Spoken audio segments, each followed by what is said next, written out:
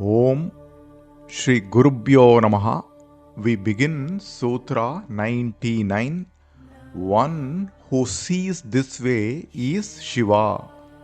Nirnimittam bhavejñānam nirādaram brahmatmakam tattvataha kasyachinnaitad evam bhavi shivaha priye. The world is an effect and illusory appearance grounded in the Atman. One who sees this way is Shiva. The sutras in Vijñāna-Bhairava-Tantra mention several upaya or techniques for dharana. The deeper purpose of Vijñāna-Bhairava-Tantra transcends mere technique. At its heart, it points towards Atma-Jnanam, the direct knowledge or realization of the self as the ultimate aim of human life. The techniques are not an end in themselves, nor should one have the expectation that a particular practice will by itself guarantee liberation one day. This does not mean that one should stop practicing the techniques. Techniques remain valuable as long as there is identification with the body and mind. Once this identification with body and mind falls away, the need for techniques also drops away. There is no need to forcibly abandon practices. As the sadhaka matures, the reliance on technique diminishes on its own. It is crucial for the sadhaka to remember that the ultimate goal is Atma-Jnanam, not mastery over a specific technique. The techniques are stepping stones, not the destination. We are now in 99th Sutra. As we progress, this Tantra Shastram reminds us that clinging to methods without progressing towards Atma-Jnanam can become another form of bondage. In this context of Vijñāna-Bhairava-Tantra, Bhairava symbolizes the ultimate reality or the Atman. The realization of Bhairava is synonymous with Atma-Jnanam. By knowing the Atman, one realizes Bhairava. This realization is not an external attainment, but the uncovering of our own true essence. The human life is best spent in pursuit of Atma-Jnanam, and that alone brings liberation. In the previous sutra, we discussed that in desire or knowledge, let the mind be one pointed on the Atman. The essential nature of the Atman will be revealed. When the mind is filled only with the thoughts of the Atman, it is in the state of samadhanam. Our true nature is completeness, purnam. This is about recognizing our inherent completeness instead of a need to search for it in the world. This sutra begins with Nirnimittam bhavejñānam nirādaram brahmatmakam. Brahmatmakam means illusory. Brahma also means wandering about aimlessly. A tree looks like a ghost in semi-darkness. Fear grips the person who is yet to realize that it is a tree. This fear is Brahma. Brahmatmakam means illusory. In Sutra 9, we discussed Gandharva Nagara Brahmam. The world, comprising of names and forms, can spin a web and trap the person in an illusion like the city of the Gandharvas, Gandharva Nagara Brahmam. Bhairava had said, Devi, the creation is nothing but names and forms. Names and forms are not the reality. Know the foundation on which they exist. Know that independent reality which is the adhara for the creation. If the Adhara is not recognized, the names and forms can trap the person in an illusion like the city of the Gandharvas. Tadasarataya Devi Vijñēyam Shakrajalavat Maya Swapnopamam Chaiva Gandharva Nagarabramam. The world filled with names and forms don't have independent existence. A tree looks like a ghost in semi-darkness. Fear grips the person who is yet to realize that it is a tree. From where did the ghost appear? From where did the fear appear? Later, when the person knows it is a mere tree, both the ghost and fear disappear. Where do they disappear to?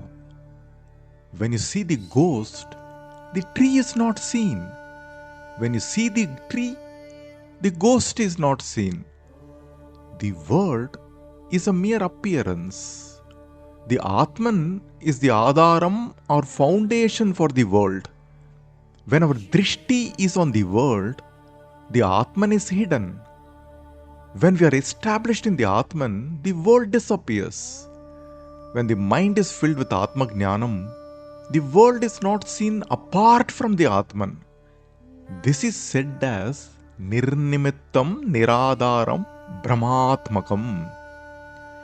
Nirnimittam Niradharam Brahmatmakam are about the world. Nimittam means cause. Nirnimittam means without the cause, not the cause. It is an effect or karyam. The Atman is the cause, nimittam, and the world is nirnimittam, the effect. The Atman is the cause or nimittam for the world from the standpoint of the world. From the standpoint of the Atman, there is no world. It is Atman alone. There are water and waves in the ocean. From the standpoint of the water, there are no waves. The water alone appears as waves. The Atman is the Adharam or foundation for the creation. The creation is Niradharam. Atma Jnanam alone will unfold this truth. Without Atma Jnanam, the world will be Satyam for the individual. The world will be the ultimate truth. This is said as Brahmatmakam. Nirnimittam Bhavejñānam Niradharam Brahmatmakam. What is Jnanam in the first line indicate? Nirnimittam Bhavejñānam. Jnanam is knowledge. Here, in the first line, this is not about Atma Jnanam. A person trapped in names and forms of the illusory world will have worldly knowledge. This knowledge is indicated as Jnanam in the first line. Our experience is that the body and mind is our world. This is a strong belief. The body, mind and the world are in our experience from the moment we are born. They are continuously present in our experience. Hence, they must be the truth. This is called as persistent illusion. A thing that is false and if continuously present in our experience will be the truth for us. The mind is filled with this jnanam, the knowledge of the unreal. This is mithya jnanam. The knowledge of the Atman is satyam, and the knowledge of the anatma or the unreal is mithya. When we move towards jnanam, which is satyam, it is nivritti or liberation. Conversely, when we move towards mithya jnanam, it is pravritti or samsara. The human must utilize the buddhi or the intellect to differentiate between pravrittihi and nivrittihi. The Atma Jnanam is always with us, even when the mind is turned towards Mithya Jnanam. For example, when we were a child, we were afraid of many things. When we grew up, many fears disappeared. How was it possible? It is always possible to get over the Mithya Jnanam if we use the Buddhi. If we don't recognize Mithya Jnanam, we will take it as Satyam. The entire life will be spent on Mithya Jnanam. The mind will not accept the real. We saw in Sutra 8 when Bhairava said, Guha Niyatam. Guha Niyatam, the hidden secret. He said, I am going to tell you about the hidden secret. What is this hidden secret about? The creation is experienced as Sakalam, multiplicity, Yat Kinchit Sakalam Rupam, with many names and forms. It is Bheda, which are divisions. I alone appear as the creation. You cannot know me from Sakalam Rupam. I remain hidden as a secret, Guha Niyatam. Guha Niyatam Badre Tatapi Katayamite. When you look at the full moon, it shines beautifully. Is the moonlight known or unknown to us?